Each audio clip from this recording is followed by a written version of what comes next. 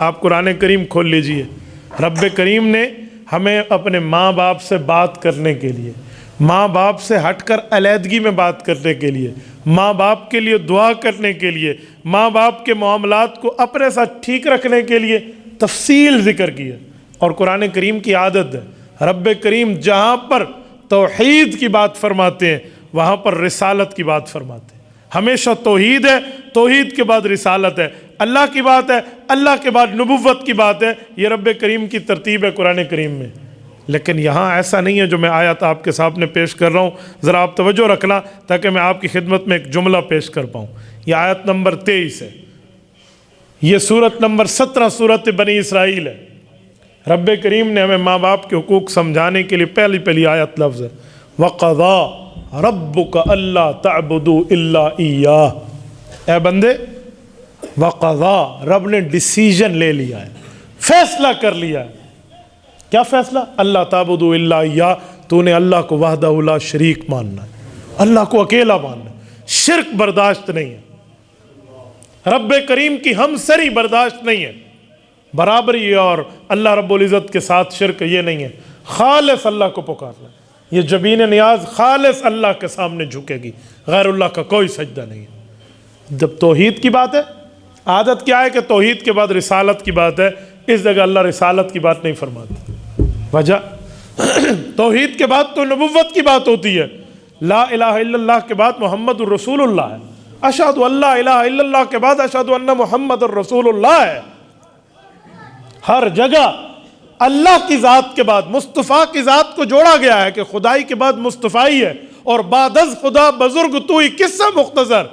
لیکن کیا مسئلہ ہے کہ رب کریم ان آیات میں جہاں بات کرتے ہیں توحید کی، وہاں پر رب کریم نے توحید میں اللہ نے اپنی بات کے بعد کس کی بات کی ہے؟ رب کریم فرماتے ہیں وَقَضَىٰ رَبُّكَ أَلَّا تَعْبُدُوا إِلَّا إِيَّاهُ وَبِالْوَالِدَيْنِ إِحْسَانًا۔ اللہ نے ماں باپ والے حقوق جو ہمارے اوپر لازم ہیں اپنے ماں باپ کے، فوراً اس کی بات کی ہے۔ اس سے سمجھ جائیں کہ ماں باپ ہمارا دنیا میں آنے کا سبب ہے، جیسے اللہ ہمیں زندگی دینے میں خالق ہے، ایسے ماں باپ ہمیں دنیا میں بھیجنے کے کاسب ہے۔ میرے دوستو، اللہ تعبدوا الا اياه وبالوالدین احسانا، فوراً ماں باپ کی بات کی۔ اور جہاں بھی ماں باپ کا یوں ذکر آئے، رب توحید کے بعد رسالت نہیں لاتے، حالانکہ نمبر رسالت کا ہے، ماں باپ کی عزت سکھاتے۔ ایک اور آیت ہے وَاشْكُرُوا لِي وَلِوَالِدَيْكَ، میرا شکر ادا کر اور ماں باپ کا شکریہ ادا کر۔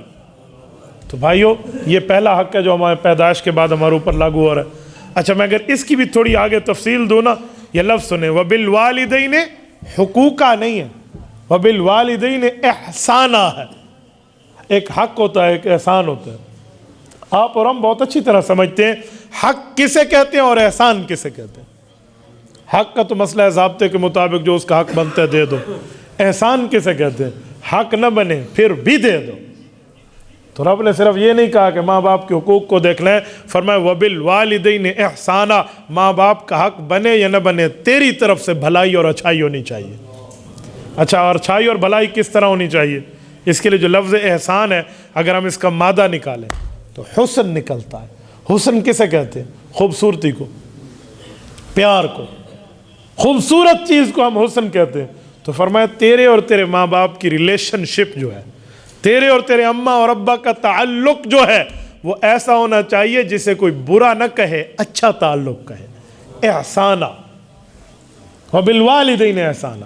اچھا، میں ایک جملہ یہاں مزید کہہ رہا ہوں، یہ حسن کب تک چلے، یہ خوبصورت تعلق کب تک رہے؟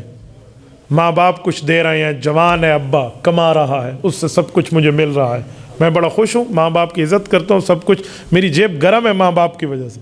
اب میرے ماں باپ بوڑھے ہو گئے ہیں، اب میرا ابا کچھ کما نہیں سکتا، میں کما سکتا ہوں، میرے ہاتھ میں طاقت ہے، میری آنکھ کی بینائی تیز ہے، میرے ابا کی بینائی کم ہے، میرے کان کی سنوائی بڑھ گئی ہے، ابو کی سنوائی کمزور ہو گئی، میرے ہاتھ میں طاقت، ابو کے ہاتھ میں لرزہ، یہی حال میری ماں کا ہے۔ اب کیا کروں؟ اب تو مجھے کچھ نہیں ملتا ان سے، اب معاملہ کیا؟ رب اس کی بات فرماتے، فرمایا اما یبلغن عندک الکبر احدہما او کلاہما، کہ بندے سن، میں تجھے اس کی بھی رہنمائی کے اصول دے رہا ہوں، تیرے ماں باپ میں دونوں یا ان میں کوئی ایک، کلاہما او احدہما، ایک یا وہ دونوں بڑھاپے کی عمر کو پہنچنے لگے، پھر اپنے تعلق کو تو نے کیسے رکھنا ہے، پھر معاملہ کیسے؟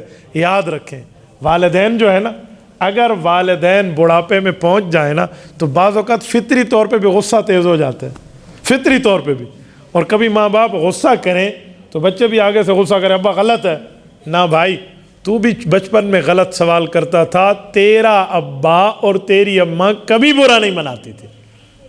کہتے ہیں ایک باپ نے ایک بیٹے سے پوچھا کہ بیٹا وہ کیا چیز بیٹھی ہوئی ہے درخت کے اوپر؟ اس نے کہا ابا کوا ہے۔ کچھ ٹائم بعد باپ نے پھر پوچھا کہ بیٹا وہ کیا ہے؟ باپ جوان تھا، بیٹا جوان تھا اور باپ بوڑھا تھا۔ اس نے کہا ابو کوا بیٹھا ہے۔ تھوڑا ٹائم بعد گزرا، کہا بیٹا کیا ہے؟ اس نے کہا ابو کوا بیٹھا ہے، پاگل آدمی عقل مند نہیں ہے، ایک بار تو میں نے کہا ہے۔ نے کہا ٹھیک ہے بیٹا ایک ذرا ڈائری لانا۔ بیٹا بہت حیران ہوا بھی ابا ڈائری منگوا رہا ہے، اسے پتہ ہے ابا کی یادداشتیں لکھی ہوئی ہیں اس ڈائری میں، وہ بھاگم بھاگ لے آیا۔ انہوں نے کہا جی فلاں تاریخ کھول، انہوں نے کھولی، اس زمانے میں اس کے باپ کی یادداشت لکھی تھی کہ آج فلاں سن ہے، فلاں مہینہ اور فلاں دن ہے، آج میرے بچے نے بولنا سیکھا ہے اور ایک درخت پہ کوا بیٹھا ہوا ہے اور مجھ سے 17 بار میرے بچے نے پوچھا یہ کیا ہے؟ میں نے کہا کوا ہے۔ کیا ہے؟ میں نے کہا کوا ہے۔ کیا ہے؟ میں نے کہا کوا ہے۔ انہوں نے کہا بیٹا میں تیرے اتنے پوچھنے پر پریشان نہ ہوا تو میرے 3 دفعہ پوچھنے پر غصے میں آ گیا۔ وَبِالْوَالِدَيْنِ اِحْسَانًا، ہم صرف حقوق کی بات کرتے ہیں، اور بڑھاپے میں اگر ماں باپ کبھی اوپر نیچے کر کے غصہ بھی کر دینا تو میں ایک بات سمجھتا ہوں، جب تک میرے سینے میں باپ والا دل نہیں تھا نا ہم بھی سمجھتے تھے ایویں ہی ہوتا ہے، تو جب باپ والا دل آیا نا سینے میں تو پھر بندے کو سمجھ آئی کہ اولاد پر ماں باپ کبھی غصہ چیک کرنے کے لیے کرتے ہیں کہ بدل تو نہیں گیا ہے، تو وہی یا نہیں ہے، وہ دیکھنے کے لیے کرتے ہیں، اور ہم اس کا برا منا جائے۔ عجیب لوگ سوچتے ہیں شادی ہو جائے نا، بیوی آنے کے بعد ماں کے ساتھ، بہن کے ساتھ، باپ کے ساتھ تعلق بھائی کا بدل جاتا ہے۔ میں کہتا ہوں سنو ایک جملہ سنو، آج کل یہ جو جملے کہا جاتے ہیں نا ہمارے پاس کیسز آتے ہیں، ان میں ایک کیس ہوتا ہے جی میری اماں جو ہے نا یہ میری بچوں کی دشمن ہے۔ ایک بچے کو تو میں نے پکڑ لیا، میں نے کہا اگر تیری ماں تیری بچوں کی دشمن ہے تو تیری شادی کون پڑوسن گئی تھی تیری بیوی دیکھنے کے لیے، یعنی اماں گئی تھی، تو میں نے کہا بچوں کی دشمن ہے تو تیری بیوی کیوں لائی تھی؟ میں نے کہا کوئی وجہ تو ہے نا کہ تو نے اپنے ماں کے ساتھ تعلق خراب کیا، ماں غصے میں آ گئی، اس وجہ کو ختم کر، پاؤں پکڑ بیٹھ جا، کیا ہوتا ہے؟ تو رب کریم فرما رہے ہیں دونوں میں سے ایک یا دونوں بڑھاپے کو پہنچ جائیں، پھر تیرا تعلق کیسا ہونا چاہیے؟ فرمایا فَلَا تَقُلْ لَهُمَا اف، پھر تو نے ماں باپ کے لیے اف نہیں کرنا۔ اف کا کیا مطلب؟ ایک اف ہے اردو والا، اف میرا ہاتھ دکھ گیا، یہ اف ہے کہ ماں باپ کے سامنے میں اف نہ کہوں ہے مجھے درد ہے تو میری اماں کو میرے جسم کے درد کی تکلیف کی احساس ہوگا تو پھر اماں کا دل دکھے گا، یہ اف ہے؟ نہیں، یہ عربی والا اف ہے، اردو والا اف نہیں ہے۔ قرآن کریم میں ہے اف لکم ولما تعبدون من دون اللہ، یہ وہ اف ہے۔ ابراہیم علیہ السلام جب اپنی قوم سے گفتگو کر رہے ہیں نا تو قوم بت پرست ہے، تو حضرت ابراہیم نے بت پرستی پر رد کیا، شرک کی نفی کی، توحید کے اس بات پہ دلائل دیے، تو جب انہوں نے اپنے بتوں کی جے جے کار سنانا شروع کی نا کہ ہمارے بت قدے میں فلاں فلاں اچھی چیز ہے، تو حضرت نے جب سب کچھ ان کو سمجھایا کہ یہ بت ٹوٹ گئے اور بڑے کے کاندھے پر میں نے جا کر وہ کلہاڑا ٹھہرا دیا ہے، اسی نے مارا ہے۔ انہوں نے کہا بڑا بت چھوٹوں کو مار سکتا ہے؟ کہا جی مار نہیں سکتا تو تمہاری مدد کیسے کر سکتا ہے؟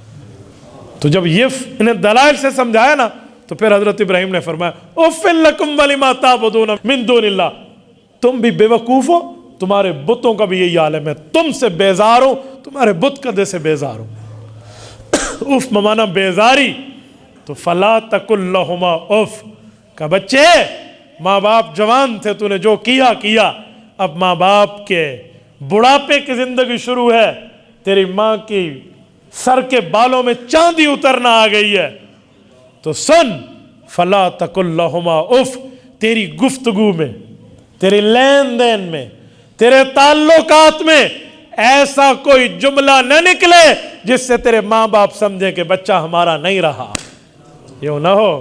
فلا تقل لہما اف، اتنا بھی نہیں کہنا کہ جی ایسے محسوس بھی نہ ہونے دینا. اچھا بوڑھے ہیں, کبھی کوئی جملہ کہہ دیں اور میں غصے میں آ جاؤں اور میں کہوں یوں نہیں ہے, ایسے کہہ رہی ہیں آپ, کیا مجھے اس طرح جھڑکنے کی بھی اجازت ہے؟ فرمایا فلا تنہرہما, بچے یاد رکھنا یہاں گفتگو پیار والی چلتی ہے, ادھر تو نے ایسے بھی بات نہیں کرنی جسے جھڑک کے بات کرنا کہتے ہیں. فلا تنہرہما, یوں بھی بات نہیں کرنی. ٹھیک ہو گیا, تو پھر کیا کرنا ہے, کیسے بات کروں؟ سینسٹیو میٹر, حساس مسئلہ ہے, کیسے معاملہ؟ تو رب نے معاملہ بتایا, وَقُلْ لَهُمَا قَوْلًا كَرِيمًا, نرم پیار دلداری والے جملے ماں باپ کے لیے بولنے ہیں. قول کریم, کریم کرم سے نکلا ہے. کرم کسے کہتے ہیں؟ کرم مہربانی کو کہتے ہیں, کنسیشن نرمی کو کہتے ہیں. میں مثال دے رہا ہوں, آپ موبائل لینے گئے ہیں, مثلا مولانا گئے ایک موبائل والے کی دکان پہ, اس نے کہا مولانا صاحب ایک عرصے سے آپ ہمارے بڑے ہیں, یہ موبائل اتنے کی میری خرید ہے لیکن میں آپ کو اس سے بھی سستی دے رہا ہوں. کیوں بھائی؟ مولانا کو تیرے پارٹنرشپ رکھتے ہیں تیرے بزنس میں؟ نہیں نہیں, ہماری مسجد کے امام صاحب بزرگ ہیں, اللہ والے ہیں, حق نہیں بنتا کہ میں رعایت کروں لیکن مہربانی کر رہا ہوں, نیک آدمی ہے. ہوتا ہے یا نہیں ہوتا؟ تو وہ حق تو نہیں بنتا, اسے کہتے ہیں مہربانی, حق سے بھی بڑھ کے. اسے عربی میں مہربانی کو عربی میں کہتے ہیں کرم.